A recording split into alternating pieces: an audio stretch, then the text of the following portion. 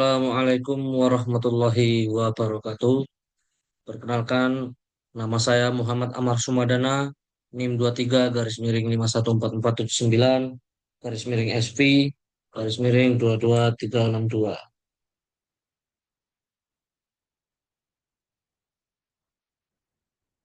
Baik, di sini saya akan menjelaskan mengenai eh, proyek aplikasi mobile yang sederhana yang dibuat berdasarkan eh, React Native alias melalui React Native dengan menggunakan Visual Studio Code dan Android Studio. Pertama, saya ingin menjelaskan bahwa eh, proyek yang dibuat ini merupakan implementasi yang dikembangkan melalui Visual Studio Code dan Android Studio, kemudian menggunakan extension React Native,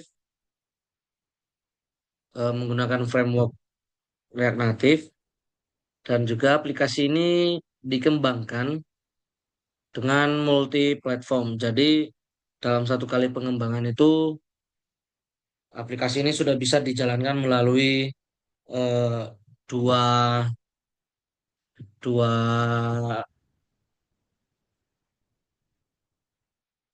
dua model HP, yaitu Android dan juga iOS. Nah, eh, aplikasi ini karena menggunakan React Native, itu framework yang digunakan adalah Expo Router. Nah, tujuan utama dari aplikasi ini dikembangkan untuk memahami konsep-konsep dasar dari React Native, kemudian menambahkan mengetahui cara menambahkan komponen-komponen dan juga mengetahui cara mengubah style-style untuk pembuatan aplikasi menggunakan React Native. Nah, aplikasi ini menunjukkan bahwa prinsip yang mungkin kita gunakan untuk pembuatan aplikasi ini adalah cross platform, yang dimana development bisa menuliskan satu basis kode untuk digunakan alias dijalankan pada beberapa device, yaitu Android, iOS, dan website. Kemudian proyek ini juga sudah menggunakan komponen-komponen dan style yang responsif sehingga aplikasi ini cukup baik untuk digunakan. Nah, langsung saja kita beralih ke langkah pembuatannya untuk aplikasi sederhana ini. Jadi, pembuatan aplikasi sederhana ini itu pertama kali kita melakukan pengeditan kode alias penulisan kode itu pada bagian indeks ini. Karena pada bagian indeks ini merupakan bagian paling utama, bagian yang paling pertama yang ditunjukkan apabila merunning dari program ini. Misalkan di sini di terminal kita sudah menuliskan npx expo start strip web, itu maka aplikasi akan berjalan melalui website. Nah, tampilan yang ada pada website itu merupakan tampilan dari indeks ini. Misalkan di sini tampilan pertama yaitu halaman beranda atau home. Nah, di sini untuk mengedit eh, mengedit halaman indeks ini alias halaman home ini, mengedit gambarnya itu bisa melalui kode ini, image, kemudian menuliskan source-nya, eh, gambarnya itu tersimpan di mana, kita lihat di sini aset, terus garis miring image, kemudian garis miring nama dari file tersebut. Nah, apabila kita mengecek di sini sudah ada aset, garis miring image, kemudian mencari nama file yaitu map marker PNG. Di sini sudah ada map marker PNG. Kemudian untuk menuliskan text view, apabila di Android Studio itu namanya text view, itu di sini kita melihat them text. Them text ini eh, label yang akan tampil pada halaman. Namun dem text ini dibungkus oleh dem view, ini dibungkus oleh dem view. Kemudian untuk stylenya itu diedit pada bagian bawah.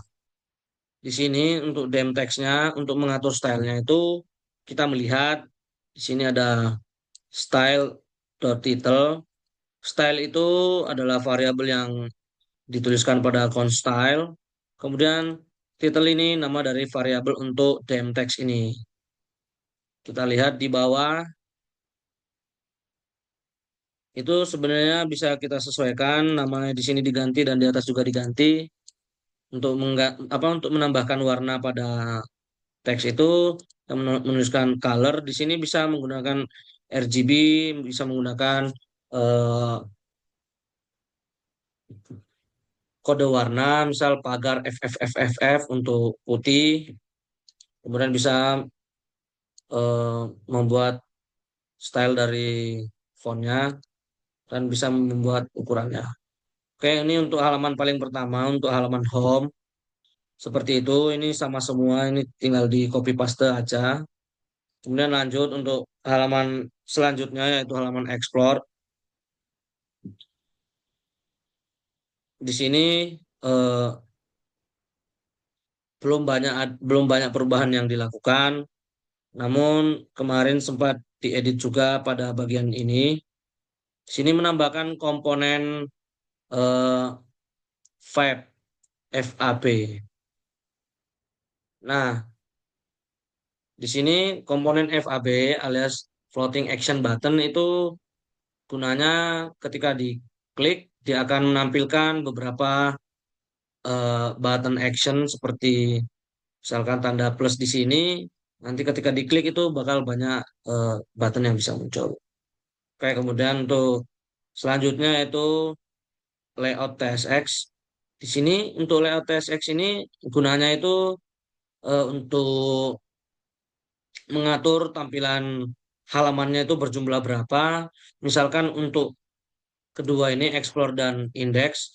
Index itu sebagai home dan explore itu sebagai halaman explore.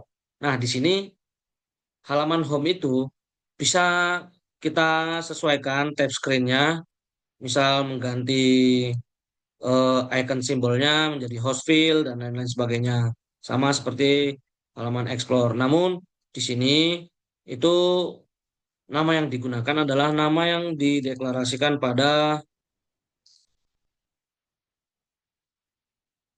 icon simbol TXX. Sini nama-nama yang digunakan untuk layout TXX itu. Jadi namanya itu dideklarasikan di sini.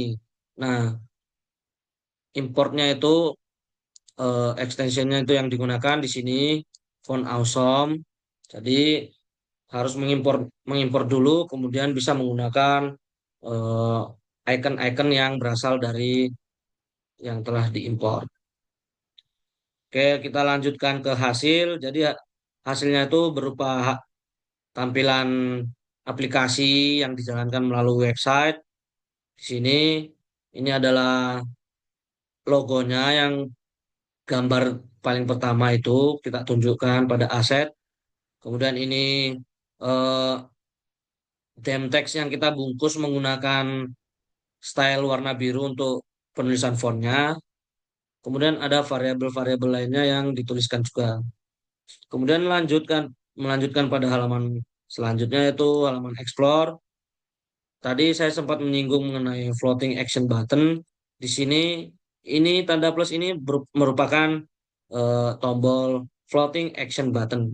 Namun karena di sini baru mengedit tampilannya doang, jadi belum ada fungsi dari floating action button ini. Ya, mungkin sekian yang bisa saya sampaikan. Terima kasih. Assalamualaikum warahmatullahi wabarakatuh.